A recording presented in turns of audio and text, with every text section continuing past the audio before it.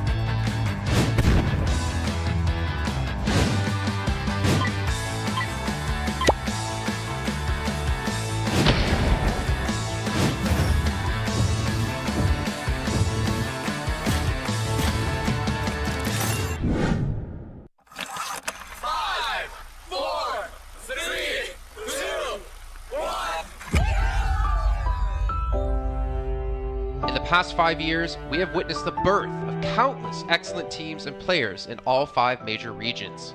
They are still remembered by us to this day. At the same time, we also remember our fans who loved us from the very beginning.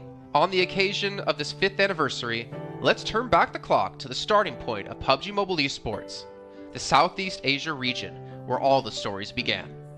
As the first world-class event, PUBG Mobile Star Challenge gathered professional players from all over the world. With continuous development, the 2019 PUBG Mobile Club Open Global Finals is undoubtedly the most exciting event. 2019 Fall Split Global Finals, ladies and gentlemen, give yourself a round of applause! Among the countless rising stars, one shined particularly bright. Bigatron Red Aliens, a team from Indonesia, Bigatron Red Aliens just got first place in the PMCO Southeast Asia Fall Championship, earning the chance to compete in the PMCO Global Finals in Malaysia. In the subsequent prelim stage, intense competition kicked off immediately. And finally, they advanced to the Grand Finals in 2nd place. BTR demonstrated impeccable strength in the competition. By the end, BTR was leading the lobby by a significant 106 points, bringing the first ever championship title to the SEA region.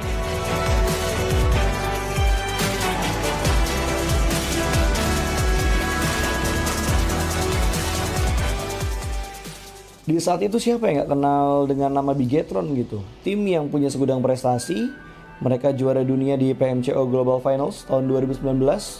Mereka banyak banget melahirkan pemain-pemain berbakat, Zuxi, Luxi, Ryzen, Microboy. Terus habis itu Zuxi, Luxi juga saat mereka menjadi juara dunia, mereka berada di masa prime-nya mereka banget. PUBG Mobile Esports always strives to develop and grow year after year. That's why we made sure to continue the support and build the SEA region. In 2020, the improvement of the competitive schedule introduced the World League, which later became the World Invitational. We also launched the PUBG Mobile Pro League, where even more outstanding teams joined the competitive stage. In the 2020 PMWL, BTR once again clinched the championship in the East. This had given Southeast Asia the title of the strongest region in the world. They hoped to continue their legacy at the PUBG Mobile Global Championship, the pinnacle of PUBG Mobile esports. However, BTR was not able to repeat the performance from the previous year. Top 2 teams is going to take over this round. Winner with a chicken dinner, Nova XQL. With the rise of Team Nova, countless brilliant moments were had, but this also left many players with regret. After BTR Red Alien won at the Global Championship in Kuala Lumpur, we thought C region was the best. We thought nobody could beat C region except maybe RRQ Athena, maybe Illuminate the Murder, maybe Mega Conqueror, but C region was the best at the time. And we get to the league. We heard of a team called Nova. We thought maybe this team is not that good. On the contrary, they owned all the teams. They were very good. Let's move forward to the year 2021. With continuous efforts, more teams and players joined the Pro League. For example, Xavier, who placed 3rd in the 2020 PMWI East League, also secured 2nd place in the PMGC East League. FaZe Clan also made their debut on the world stage. Có thể nói 2021 là năm thành công nhất của Dingo Xavier trên đấu trường quốc tế, khẳng định vị thế và tên tuổi của Việt Nam vô cùng mạnh mẽ. Còn với FaZe Clan, đây là năm đầu tiên họ đặt chân đến với giải đấu cao cấp nhất của PUBG Mobile, nhưng lại khiến tất cả những đối thủ khác đều phải dè chừng và e ngại. Undoubtedly, the year 2022 has brought the greatest changes to the SEA region. Vampire Esports emerged, dominating 2022 PMWI, winning both the main and after-party tournaments, while also setting records for most chicken dinners, most eliminations, and more. They were not only facing competitors from the SEA region, but from all over the world. Everyone was talking about VPE and wondering if they can maintain their performance at the Global Championship or if it was just a stroke of good luck. On the last day of the 2022 PMGC Grand Finals, VPE won 3 chicken dinners alone, moving from the bottom of the table to 6th place, achieving the best result for the SEA region. They pulled off another miracle, but sadly, it was not enough to win it all. In 2023, VPE continued their impressive performance. They once again won everything at the 2023 PMWI. 2023 PUBG Mobile World Invitational Champions, Vampire Esports!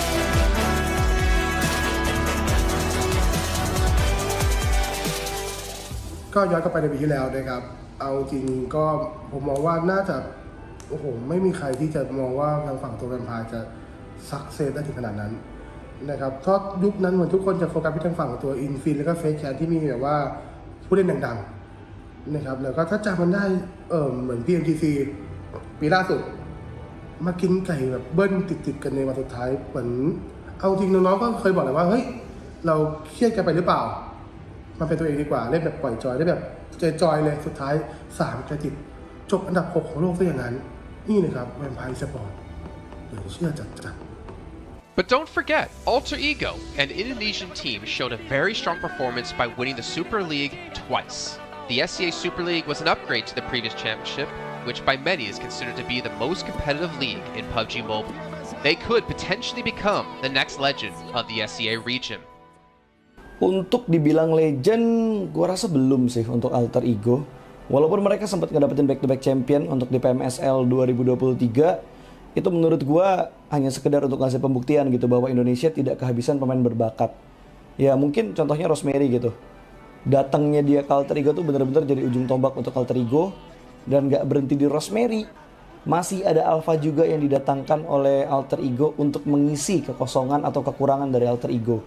Dan gue rasa PMGC 2023 ini akan menjadi ajang global championship pertama gitu untuk Rosemary dan juga si Alpha. Jadi wajib banget kita nantikan performnya mereka di PMGC 2023 dan please di notes pastikan tonton Alter Ego sampai akhir. Of course, there are many more teams we haven't mentioned, but these teams will all take part in the 2023 PUBG Mobile Global Championship. So what do you think? Who will be the ultimate winner in this year's PMGC? Will they be from SCA? Well, there's only one way to find out. Greetings, PUBG Mobile players! The long-awaited Frost Festival is about to commence. In the new version 2.9, we'll be introducing battles filled with a frosty atmosphere. Snow Battle is coming to town. Furthermore, you'll also get to experience updates to World of Wonder and Classic Mode. So let's dive right into it. In the Frost Festival, we'll be bringing you a series of snow-themed content, including a new Snowy Village-themed area, fun interactions with snow pals, and snow-themed items for more gaming fun and excitement. When miraculous December comes, the frosty world will undergo some magical changes. Stay tuned for updates. Don't miss out. First, let's take a look at the new themed area, Snowy Village. The village covers a wide area of 280 by 150 and has loads of supplies. It's located near Stalber in Erringdale, Iceborg in Livik, and Goroka in Vikendi. In addition to the buildings on the ground, the underground area of the Lucky Ice Tower is also worth exploring. Make use of the 2-story layout to experience a completely new battle experience. Sound the bell in the Lucky Ice Tower, and you can even summon rewards. Additionally, the village also has a snow rail, which can help you quickly move around and gather supplies. It allows you to navigate flexibly between different areas of the village and also swiftly relocate to advantageous positions during battles for your team to counterattack more effectively. Of course, you should always remain vigilant to avoid becoming the target of an ambush. What's more, the village also features a special 2-seat vehicle, the Reindeer. It's also a great choice for transportation as it allows you to swiftly move all over the map. For intense battles, we've also prepared festive and practical battle equipment for you, the Snowball Blaster and Snowboard. The Snowball Blaster can be used in many ways and has loads of functionality. When you aim it at the ground or a building, it can create a snow pile cover for you. When used on enemies, you can temporarily transform them into lively snow pals to restrict their movement. When facing bodies of water, you can use the Snowball Blaster to freeze the surface so that you can walk on it. It's definitely a practical yet entertaining weapon. After transforming into a lively snow pal, you will be unable to use firearms to do battle. You'll only be able to rely on basic actions such as walking, running, jumping, and swimming to evade enemy pursuit. It takes some time before you can revert to your human form. Let's build a snowman together. The snowboard will also bring you a whole new experience. Apart from helping you glide and move on various surfaces, it can also be used with the Snowball Blaster. Explore the many possibilities and use these 2 items to have all kinds of fun. We've also designed various interactive mechanics, such as searching for snow toddlers, lucky ice, and the Snow Blast Zone. When you encounter a lucky snowman on the map, don't be in a rush to leave.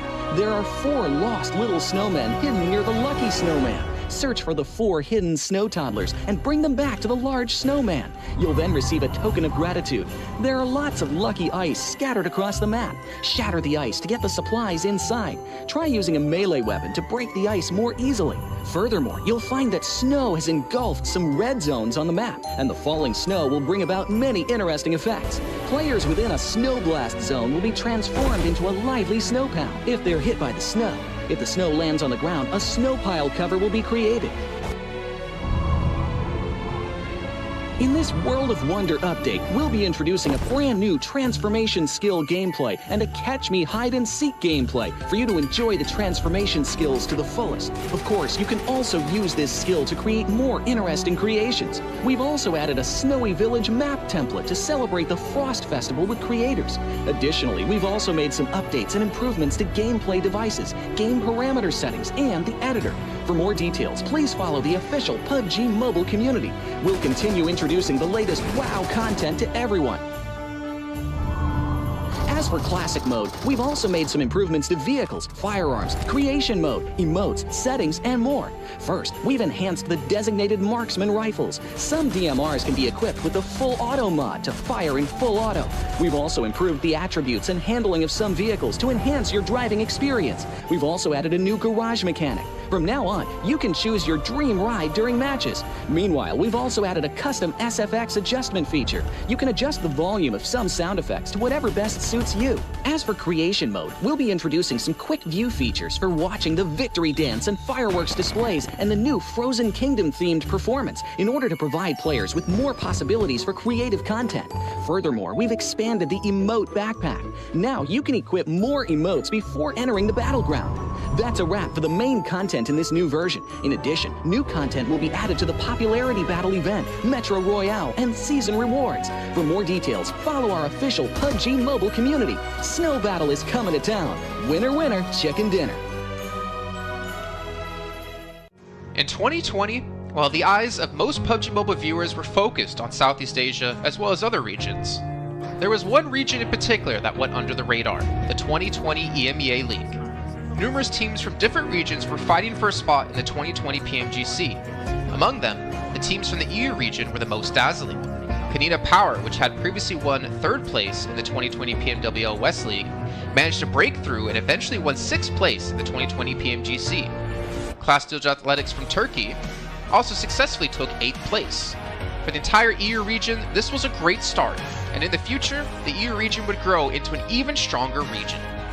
The EU region seems to have endless potential. They always have a number of astonishingly talented newcomers. In the 2021 PMWI, in addition to the veteran team Canina Power taking 2nd place, the newly reorganized team in 2021, Next Ria, Xenox in the smokes, the solo by themselves, surprisingly won 3rd place.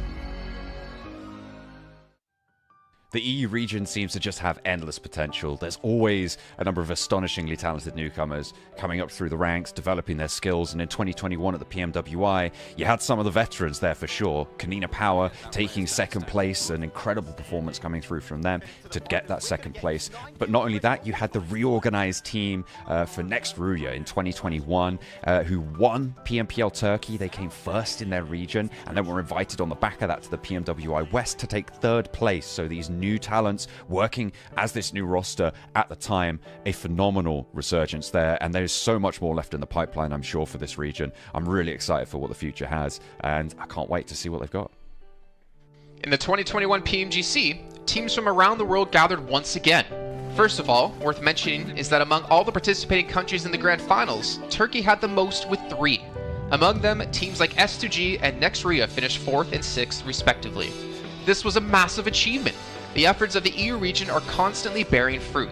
Now they just needed an opportunity.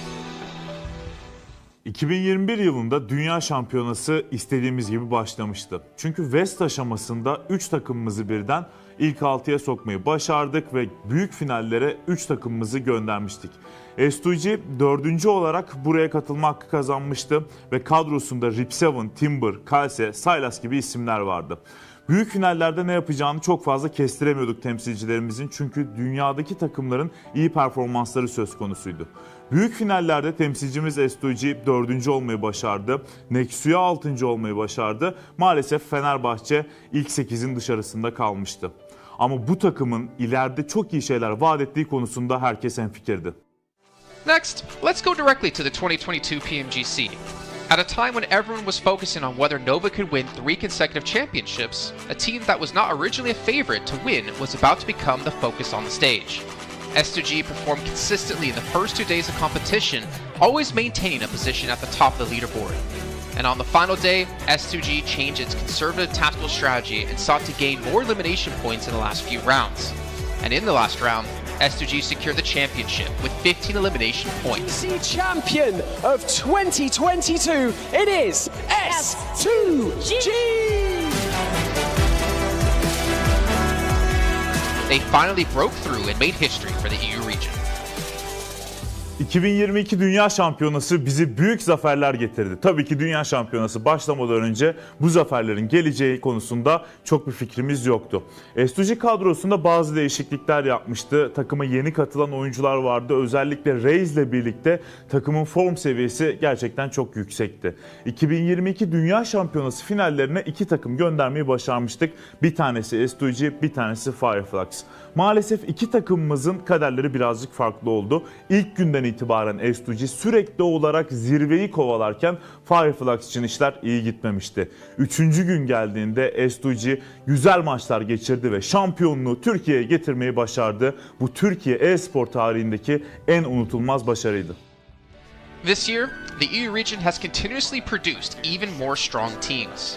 First of all, G Gladiators won first place at the 2023 PUBG Mobile Pro League Spring Regional Championships and third place in the 2023 PMWI.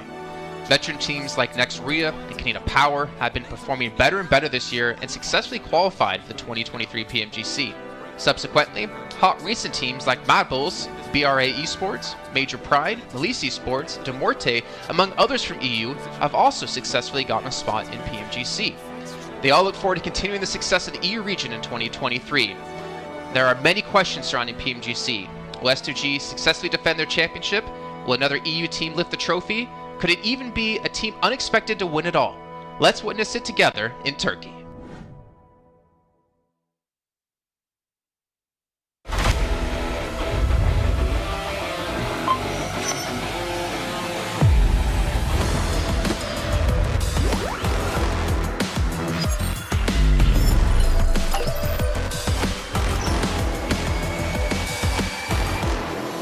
Investigator. Join the Investigator team and let's protect the game's fairness together. 2023 Popularity Annual Gala event tutorial. Hey there, welcome to the 2023 Popularity Annual Gala. We've introduced a brand new competition and upgraded rewards. You will have to go through 10 rounds of 1v1 matches and compete to become the first ever PUBG Mobile Popularity Annual Gala champion. So let's get right to it. New competition, ladder competition. The Popularity Annual Gala event will be utilizing a new ladder promotion system.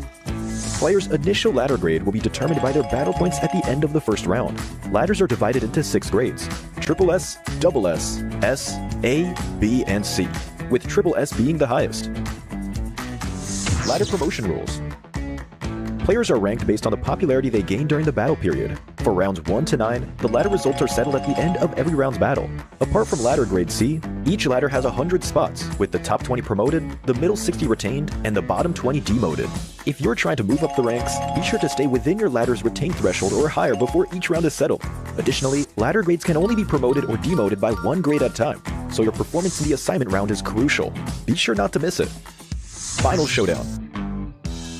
Based on the rankings from the previous 9 rounds, round 10 will be the decisive showdown to determine the final rank and ladder grade placement, including the champion of the 2023 Popularity Annual Gala, who will emerge as the ultimate winner. New exclusive rewards. At the end of round 10, rewards will be issued based on the player's ladder grade and final rank. For outstanding players, they will receive exclusive rewards that can showcase their supreme honor both in and outside the game. In-game rewards include the honor title, honor name tag, and honor avatar frame. which are sure to make you stand out. Moreover, there are also physical trophies, interviews, custom-made popularity gifts, official social media promotion, game exposure, and other exclusive honorable rewards. Gain global renown both in and outside the game. What are you waiting for? Participate in the 2023 Popularity Annual Gala now.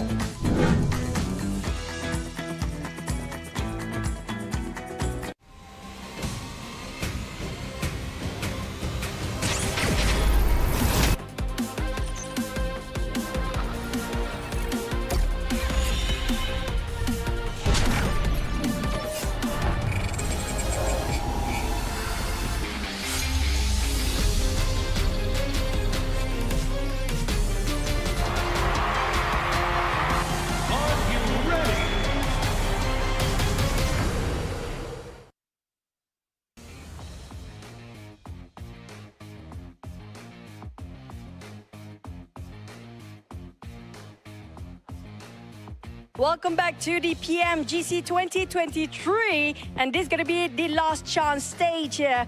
And I'm live in Malaysia, Battle Arena PJ, with me none other than Potato coming out from Alter Ego. Now starting off our questions and brief interview for the day. Now, for Alter Ego, you guys were PMSL champions back-to-back for 2 seasons, but it feels like there's a lot of challenges for you in the PMGC League stage. What was the biggest difference if you compare during the PMSL and even the PMGC now? Oke, jadi buat Alter Ego sendiri, kalian itu back-to-back champion di PMSL dan sekarang kamu berada di survival stage PMGC. Jadi apakah perbedaan di antara PMSL dan PMGC itu sendiri? Oke, kalau perbedaannya menurut kita sih dari segi adaptif di tim-tim global ini ya. Karena dari segi adaptif atau adaptasi mereka sangat-sangat kuat lah. Jadi mereka nggak ada patokan mau gameplay gimana, jadi mereka menyesuaikan dari segi gameplay. Okay, if you ask me the difference between PMSL and PMGC, most of the team at this PMGC, they know how to adapt with the situation. They don't have like one specific play style or they want to play passive or aggressive. No, they're not doing that. They just adapt with the situation and improvise from there. So I guess that's the biggest challenge for them as well then. And now, based on yesterday's matches, are there any adjustments? Since today is your last day playing as well, you have to wait for tomorrow. Will there be any adjustment for your team to make it for the next stage and get a better result? Oke, jadi buat hari ini adalah hari terakhir buat Alter Ego sendiri. Apakah menurut kamu sendiri ada sesuatu lah yang kamu ngerasa bisa nggak kamu lolos ke survival stage nanti gitu? Apa yang kamu harus lakuin buat kamu lolos ke survival stage? Apa yang harus kita lakuin sih pastinya lebih ke mematangkan kesalahan kemarin ya. Jadi kita belajar banyak dari kesalahan kemarin. Kita benar-benar adjust lah untuk hari ini karena hari ini kita terakhir bermain dan grup green besok masih grup red dan yellow masih bermain. Okay, so for me from Alter Ego, we want to do our best. We already touch up our mistake. We already learned from the past, and yes, of course, today group green and versus red. But then red is gonna play in tomorrow, so I think we're gonna perform really well so that group red is not gonna qualify easily to the last chance. Now I'm gonna touch that for a bit more. Since you mentioned about your mistakes yesterday, and it's so hard to actually identify your mistake in a very short time, can you state out some of the mistakes that's quite major for your team? Ya, kamu ngomong-ngomong, kamu ada ngomong tentang permasalahan yang terjadi lah, mistake-mistake yang terjadi. Bisa nggak kamu cerita sedikit aja, apa salah satu contoh mistake-mistake yang terjadi di kemarin hari? Mistake yang kemarin terjadi sih kita belum expect sama keisengan Semnan ya. Jadi benar-benar dari semua map kita benar-benar deket sama dia dan lumayan mengganggu gameplay kita lah. So the things that I don't expect is the playstyle from Sem9. So that's the mistake that we learned back then is because of our drop spot in every map is quite near with Sem9, and yeah, we don't expect these things gonna happen, and yes, they give us so much trouble. I mean, that's the unexpected to be happening on the global stage, definitely now. You mentioned about Sem9. Are they one of your greatest threat when it comes to this stage, or will there be somebody else so far? Kamu ngomong Sem9 nih, kamu mention Sem9. Apakah Sem9 itu salah satu tim yang kamu ngerasa PR terbesar kamu, ataupun ada tim-tim yang lain? Enggak sih. Karena emang kemarin iseng aja, kita nggak expect dia bakalan main se-iseng itu. Okay. So basically, it's not really Sem9 is our biggest threat, but then we just don't expect they're gonna play like that. Okay, so we might have more surprises for today, by the way. With tight points among the teams, and you still have a great chance to make it to the last chance stage. What's your focus to improve your rankings since today is your last day?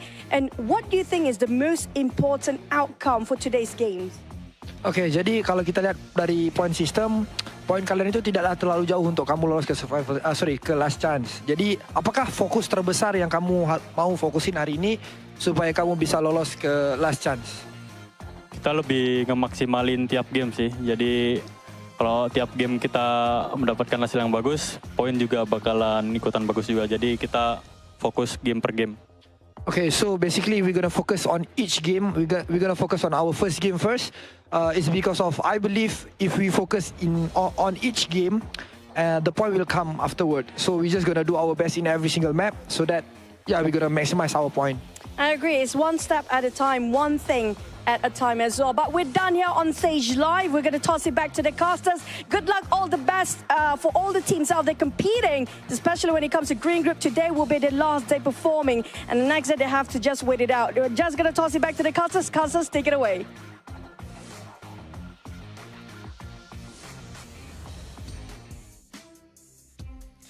Well, as you heard there, Potato, Alter Ego, and all the teams from Group Green, this is your last chance. Your last 6 matches to get as many points as possible and potentially keep yourself in the safe zone. I'm Jason Kaplan, and we got Maxman and Kalaris here on the desk to break down everything happening, obviously, yesterday and what's to come up today. And honestly, Max, well, no, wait, I'm not going to go to you, Max. I'm going to go to Kalaris first. Alter Ego had a rough day, to say the least. Yes, they did, and I VOD reviewed them quite extensively. So obviously we heard in the interview there that, Sem9 was one of their downfalls. Luckily for them, they're not playing today. However, I think that is not the issue for them. Yesterday, the issue for them in 4 games out of the 6 was unnecessary risks. You think back to the Sandhawk, you get caught in the water, BTR takes you down, you're done. You think, and the other water scenario on Erangel as well, that was not required whatsoever. The first game on Erangel, where they're coming late to the circle, they're trying to go for a central spot. You're too late. Try and play edge instead. Again, another unnecessary risk. And then finally, Sem9 on Erangel being able to take them out when they're trying to find cars, right? So all of these unnecessary risks that they're taking could be easily mitigated if they're just playing a bit more mature PUBG Mobile and trying to play a bit more of a controlled style.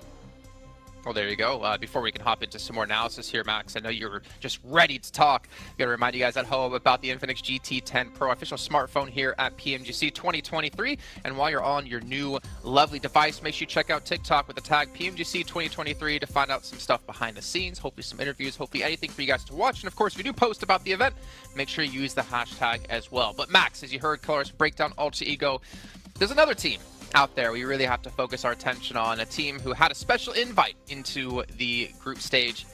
It's G Gladiators. I don't know. I don't know if I want to talk about them.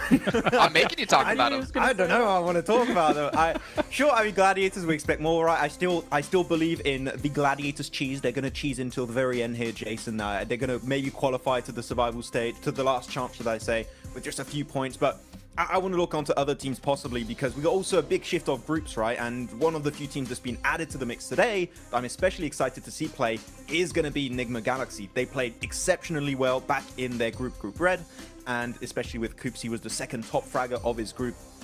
One of the best pickups, I would say, in the entire year of PUBG Mobile eSport, right? With how they are able to take these fights now, how aggressive they are. I'm especially interested to see how they're going to fight for their spot in Pachinki on the Wrangle against, I believe it's the Xavier, how that really unfolds. But Nigma Galaxy has to be one of the teams that everyone is looking at to qualify for the Grand Finals, so they're a very big favorite for me here going in these matches. I'm hyped for them. I'm also hyped for Duxan as well, because South Korea, let's go. Here we are. Oh. They're awesome. They're awesome. And I mean, to be fair, they had a great start to their group initially, and they kind of fell off slowly as time went on. But I've said it multiple times, as South Korea constantly gets more and more days, more games on the board, they're great at assimilating information. All of their teams, all of the teams that qualify for PMGC. So I'm hoping for Duxan to prove big here again today. That was great analysis about gladiators, by the way. I was going to say, well, that's great stuff to talk about, obviously, Enigma Galaxy and Duxan. But, Max, I really want to hammer home about gladiators here. My attention actually are over towards potentially Inco Gaming, because obviously they've seen their brethren teams of Alpha 7, of Loops, of Influence Rage perform pretty well. I'm curious to see if they can rise up and be another Brazilian strong power team. But also Hyper, because the roster they ended up fielding in Group Red wasn't the roster they ended up fielding in Americas, or the team they ended up fielding in North America PMPL. I mean, to be fair, GFan on the roster was surprised to see them do so well in the group, considering GFan's kind of been out of the team for a while now. But they have, I guess, a lot of pressure coming their way from North America in general, considering they're our only representative. And I don't know. It's going to be tough, man. That's all I can say. I know that Zifan is watching a lot of, doing a lot of viewer parties, watching a lot of the different regions. So I think that might have helped out, actually, because he knows kind of what to expect in these matches against all these different teams, how they're going to rotate, and how these matches are going to be unfolding. So maybe that has been helping them out quite a bit. But it can't help you against the domination of Brazil right now, because Influence Rage are just running away with it. And as you said already, talking about Inco, Jason, they have already played at this stage. Nenebich in particular, one of my favorite players of the region, that I would like to see them potentially climb up. But that would be too many Brazilian teams almost in the grand finals. There can't be all of them. That's not possible.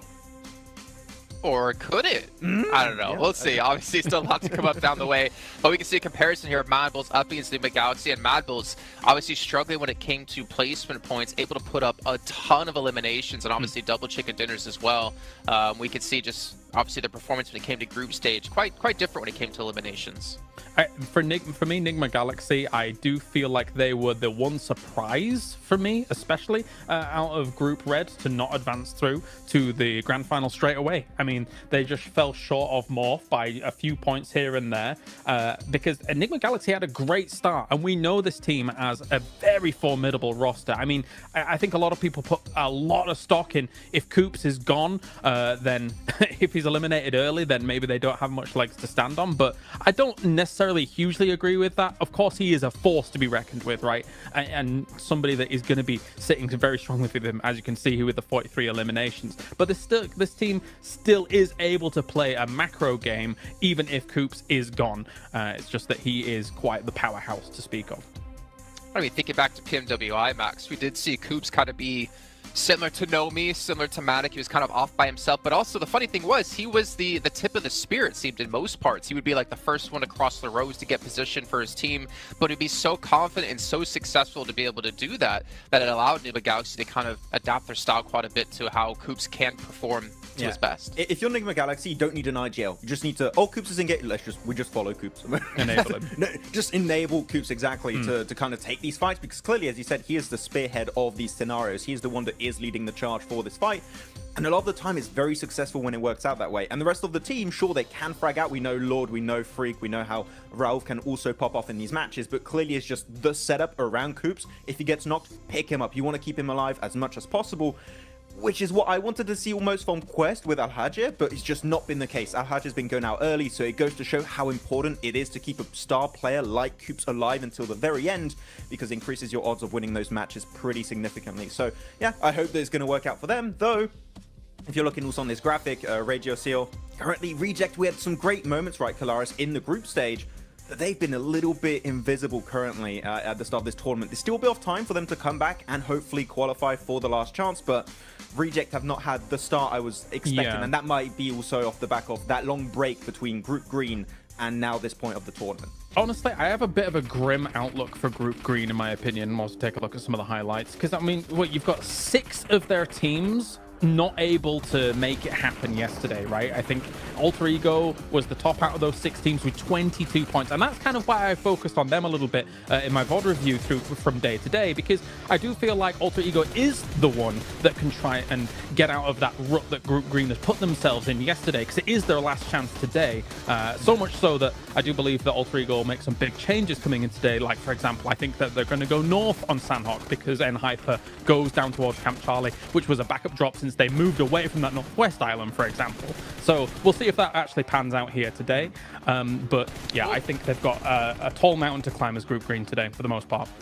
I will say this, I'm 100% in agreement with you, Klaus, but one thing we can't forget about is that the difference between 16th place and 8th place is 15 points. Now, obviously, if you're Milicia in the situation, that's over doubling your points, but it's not that big of a gap at the moment, so it's really going to come down to those potential 1, 2, 3 points. That means whether you're into the last chance or your unfortunately PMGC run will be done. So it's still extremely close, but yeah, it is kind of eye-opening, Max, as we look at Group Green just struggling down towards the bottom of the leaderboard. Yeah, actually, I got a few numbers right now. Group Yellow, on average, have 40.5 points. Group Green have 26.3. So there's a pretty significant disparity between the teams that are between these two groups. It is going to be a bit rough. There's room for them to, of course, catch up here, but as we know, for the survival stage, it's only 2 days. The team of Group Green only have 6 matches remaining to have an impact on the leaderboards. And after, I mean, Kalaris in esports, this is always the worst scenario to be in.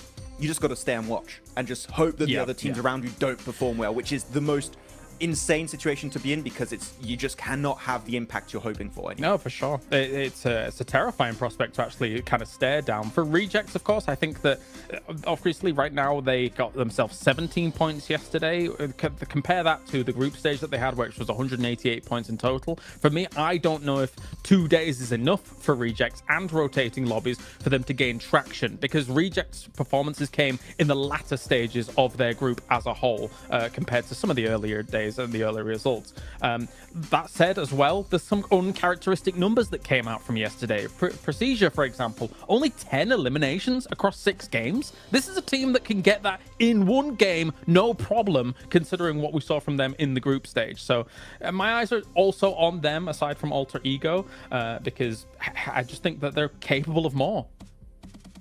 100%. I completely agree, and unfortunately just not seen out of them and the Twins. But you know what, obviously rotating groups, I think for me, as you kind of mentioned, right, like we have rotating groups, it kind of doesn't favor some of the teams. But for me, PMGC is always about finding the best all-around team, because there's so many different kind of mini tournaments within tournaments, right? You have your group stage where you play out the same teams over the course of 3-4 days. Then you have this event where you have rotating groups, you have to be adaptive. Then you get to the grand finals where it's going to be a sprint, or I guess the last stage coming up in just 2 days, where it's really a sprint, right? With just 2 days of play. You got to be good all around, and we're going to find the team to be just that, hopefully, very, very soon. But one team I did want to focus on, just really quickly, because I want to throw this out there in case it happens. Influence Rage. You're so far in the lead, there should be no chance you're ever going to fall into the bottom 8. Do you start to hot drop on some teams' potential, start to kind of put yourself in rotational paths of some of the teams, well, obviously not them because they're not playing here, maybe Mad Bulls is a better case in the situation, to punish teams and prevent them from potentially qualifying? Because Influence Rage will come tomorrow, Mad Bulls is today. We always theorize this, and it pretty much never happens, right? But I want to see it! You want to see it, okay, but other teams going to take that risk? I'm not quite sure. You could do it if you want at the second half of the day. I think now is a bit early to do that. You're safe. You're not 100% safe, so just... Mad Bulls? You don't...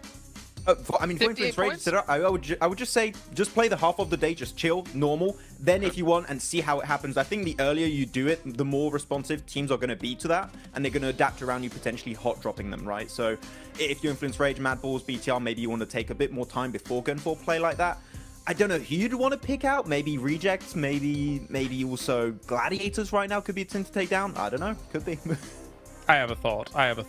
I do think Mad Bulls is relatively safe. I mean, considering that I think that their performance will continue here throughout the day. I think if you were going to target anybody based on these two groups alone, I wouldn't even mind looking towards Procedure for on Erangel. If you think about their potential rotational paths from something like Yasnaya going up against kind of Rozok, sometimes those can potentially clash from time to time, and Erangel is the most, as we all do our little things. Please sir, I want to be next. You know, I think that could be a target. If they were going to do something, I don't know whether they will though.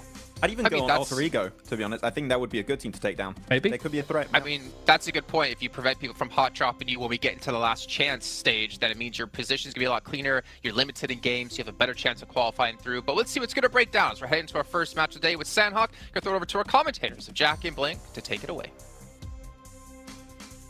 Thank you, Jason. Oh, it's exciting already because I kind of like the way you can see we're all there in anticipation. It was cool. I like the way you kind of had, we're in school blank. We want to get our opinions. Oh, in. yeah. See, for me and you, we're speculating, we're theory crafting. It's sick, man. This week's going to be so damn good. Like, the quality of games yesterday was great. If that carries on, I'm living for it, blank. Yeah, I mean, we were having a little chat behind the scenes there. I mean, to be honest with you, there's a lot to talk about here. You have some of these that are now playing their last day. It's Group Green. This is their final day today before we head in towards tomorrow. Everyone gets 2 days of play between both the survival stage and that last chance. And some of the players, some of the teams in Group Green are in real danger right now. It's a stressful experience. U2 Alliance, they look happy. They look ready to go.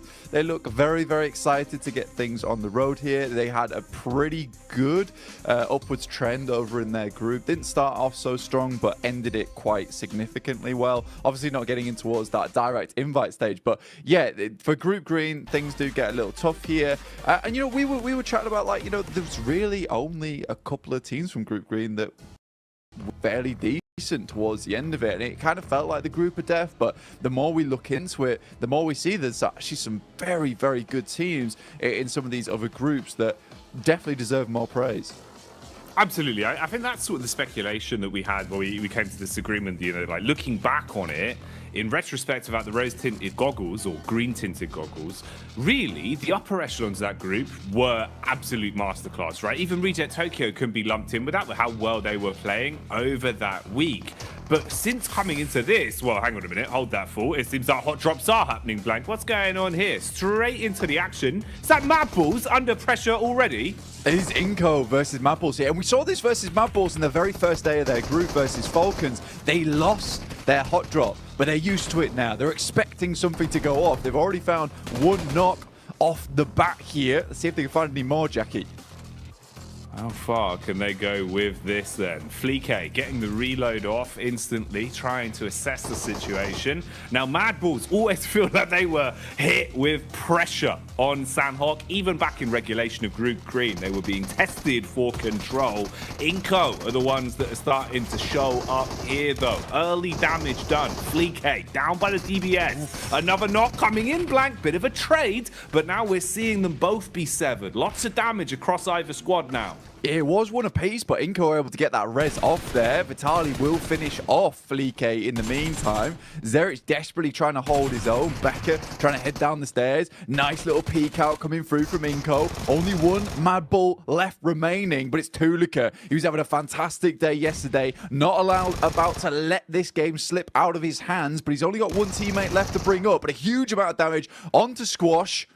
Last player alive, Tulika. Can he clutch this out? Oh, is it going to be burned clutch like a used car salesman? Drop down for Squash, seeing if he can clear his way through as the bullets come flying. Tulika calls for the backup of his teammates, rotating further over so he's got room to try and pick him up later if possible. Doesn't peek off the back of the bait of the movement either, so Squash still holding. Frozen expires, and it's all on Tulika for good. No chance of getting his teammates back, so worst case scenario has happened here. Even if either one of these solos get away and give up the final elim, you have crippled yourself coming into the opening game today. And this is it, blank. They've got to roll with the punches now. Yeah, Nima Galaxy also having a little peek in here with Ralph off in the distance alongside with his teammate. So this fight is not going to go well either way for both squads right now. Tulika is on the broadside, will be spotted almost immediately. This shotgun that Squash has found himself alongside with the SK-12 that he's currently holding on to, it is just stressful to deal with now for Tulika indeed. One shot will be enough to take him down unless he's at distance, but for the Mad Bulls, this is still sort of an important fight to win out on, right? You do not want to be losing your spot in ruins. You don't want people to be feeling like you're an easy prey come towards that direct invite towards the PMGC, that global championship. So for anyone watching, all the other teams are already qualified. Mad Bulls having to put on a bit of a performance here, a bit of a display. Goodbye.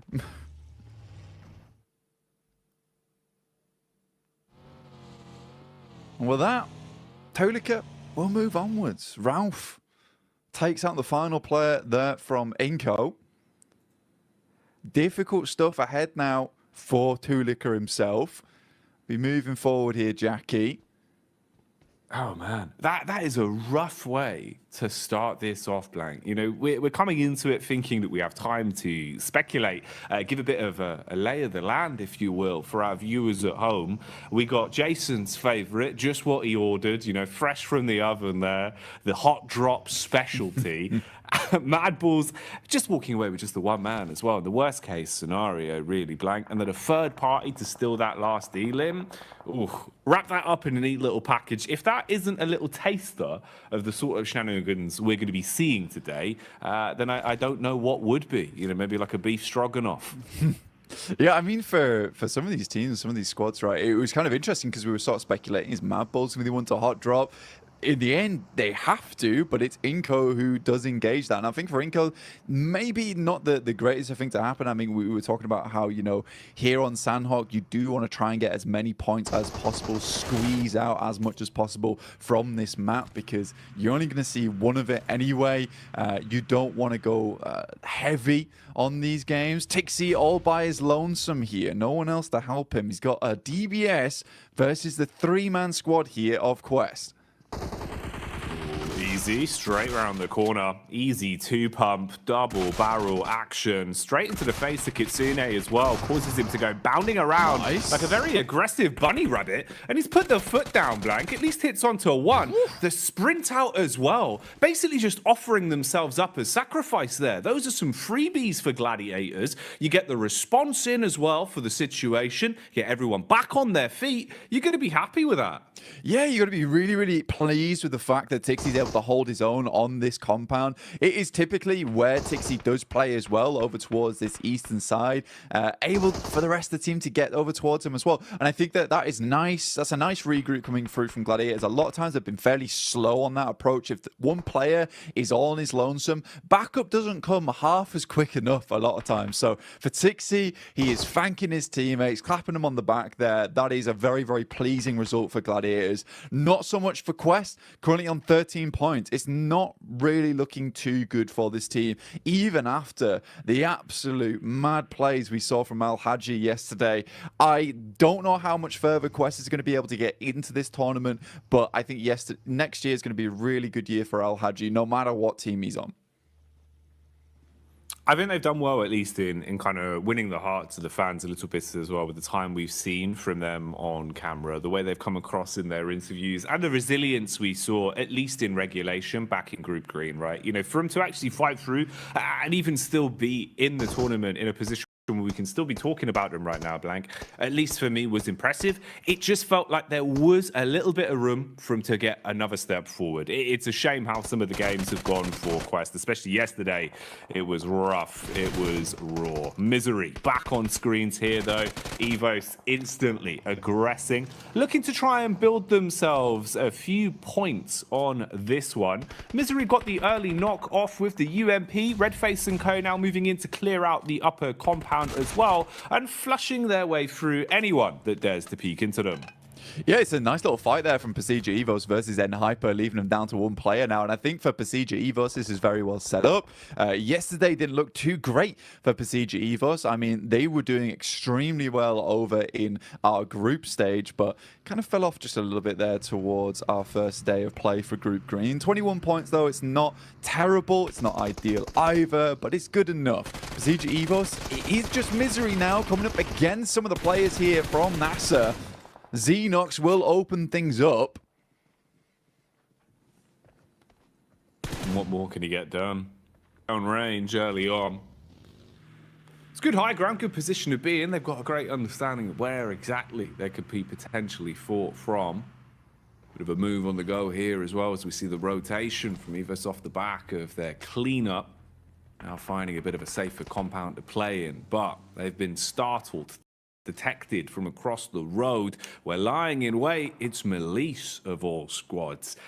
Hit and miss yesterday, Blank. Honestly, to be fair with you, mate, I feel like we saw a truer test of them, at least in Group Green. You know, from what we saw yesterday, it felt like they were struggling a little bit. Even CEO later, there were times where it felt like this guy was a bit of a one-man army. I don't feel like he was as quick to the mark yesterday. I'm hoping, obviously, with a day of rest, you've come back in a little bit more fresh-faced today. Would like to see some improvements from them today.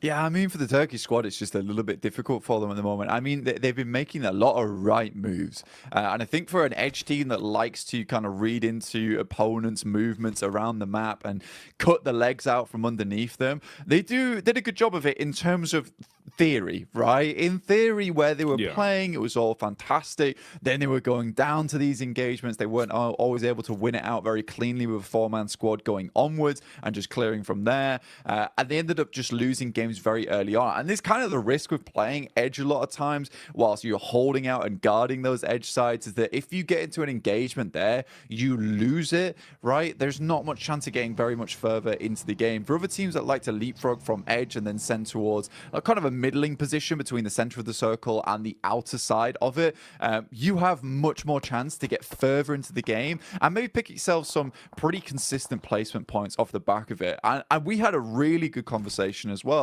yesterday, or even this morning, actually, bloody hell, mixing up my time zones. So where we were talking about, you know, look, some of these teams yesterday just came out absolutely swinging, and I think in this format you have to, whereas other teams sort of got in their own heads a bit.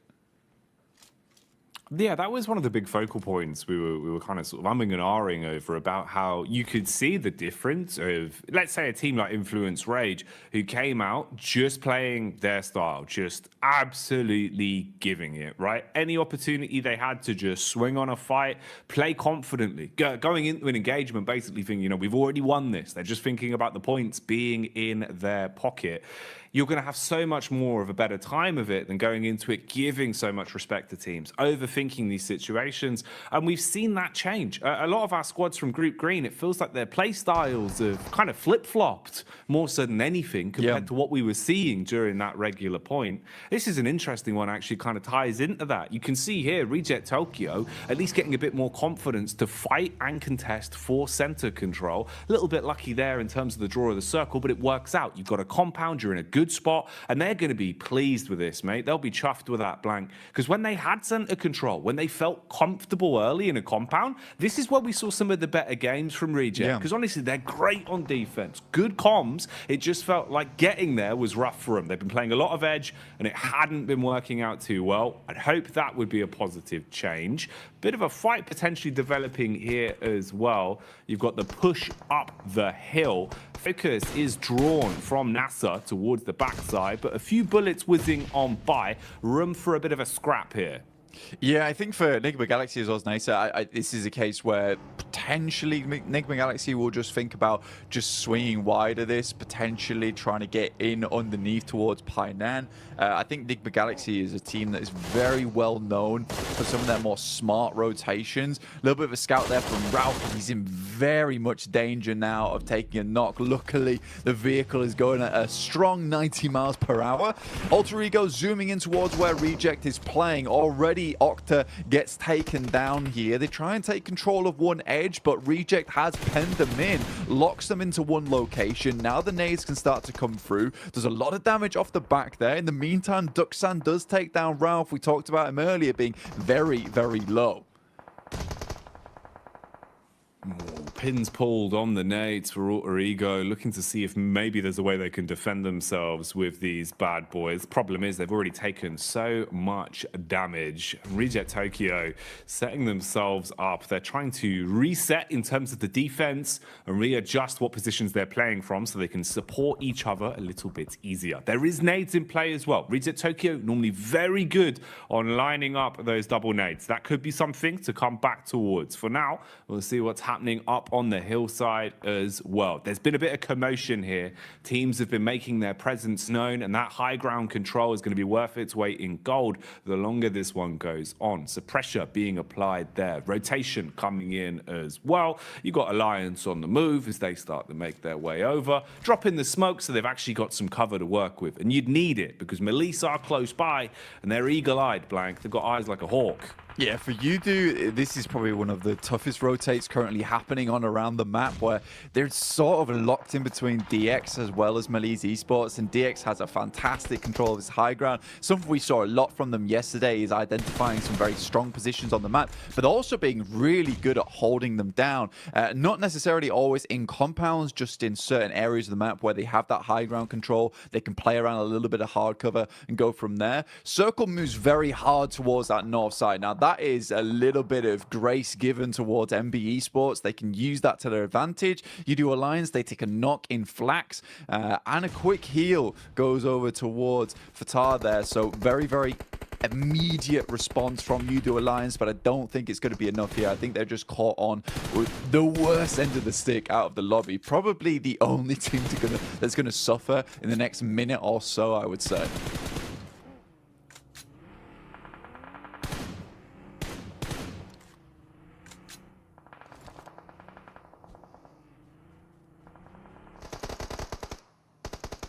Melisse Esports on this side of the map. Now, Kissu does go down. Poser has a nade in hand. We'll send it over towards Nisa, but Melisse Esports, again, just crumbling a lot during these days. Again, Nisa, 5 eliminations found so far. Really, really good stuff from them. I think this is interesting because it is a lot of these squads that we see a fair few times that just come into these games swinging. They tend to do well, and I would say that this is a very, very good and promising mark of the game going forward here, Jackie. I'd agree with you, man. It feels like, actually, you know, we're getting into a bit of a groove now, a bit of a stride for some of our teams. A lot more aggression displayed early game as well here with the culmination of the two groups we have in today's lobby for survival stage.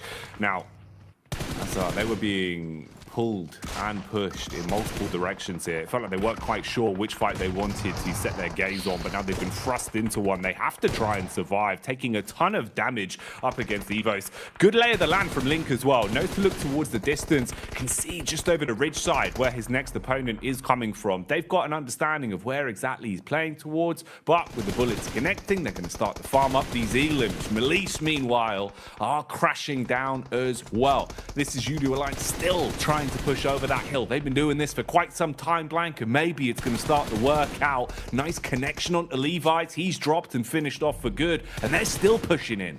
Yeah, Cluck's doing a really good job here. I actually like the thought process we saw from Yudu Alliance. Unfortunately for them, DX follow them down on that south side, which is a really cool play from DX. You don't a lot of times see teams chasing on this situation. In the meantime, Reject desperately trying to hold on towards their central compound. They left it, they moved towards that north side, but they did face off versus FaZe. But they're currently still in a strong position. Gladiators, for them, this game is very, very important. They already started things off really well with a 4 eliminer. It would be absolutely strange and weird circumstance that we see Gladiators get the majority of their points done on Sandhawk. As we know, they are horrid at this map. This is a map that they do not find a lot of success on, but already they're up to 7 eliminations. With 4 players alive, this is starting to be a really good run for them. There's an itch in the back of my brain just reminding me of one of the Sandhawk games we saw from Gladiators quite some time ago, Blank. And I just remember it starting off in the same kind of way. When the pressure's on Gladiators, when it feels like, you know, the story's not going to happen, the crazy comeback towards the end is never going to be there. It feels like finally that Cinderella story won't be written. Something like this happens. We've seen it before on Sandhawk. I don't know what causes them to play like this sometimes, but they've certainly had their breakfast this morning, and they're coming out with some fibrous maneuvers, looking very solid in the moves they're making. 7 elims to the name, Blank. How much longevity have they got on this one? We'll keep our eyes on it because Gladiators need a good game, and the individual